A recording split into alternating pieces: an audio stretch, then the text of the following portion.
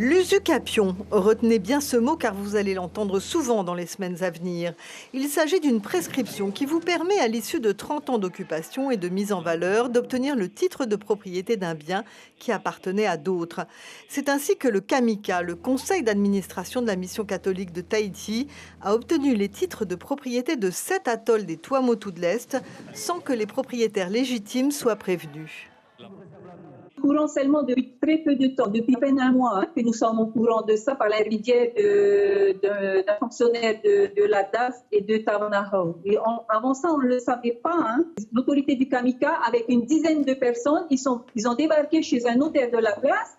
Ils ont attesté que le CAMICA avait habité, planté, entretenu ces îles-là pendant 30 ans, ce qui est complètement faux. Ce sont les Tuamotu qui ont planté, c'est eux qui ont entretenu.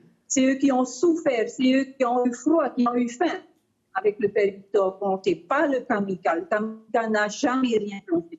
Jusqu'il y a certaines îles où ils ont peur de contester, parce que contester le CAMICA, c'est contester Dieu. L'affaire embarrasse tout le monde. D'abord l'Église, bien sûr, et le père Omer en tout premier lieu, qui s'occupe des affaires de terre. Contacté par téléphone, il demande de répondre à tête reposée et avance un argument. Oui, l'Église catholique est désormais propriétaire de ces 7 îles, mais c'est pour le bien de la communauté. Du côté du gouvernement, silence pour l'instant. Le président du pays a été alerté par Eliane Tevaitua, qui s'insurge contre ce qu'elle considère comme une spoliation.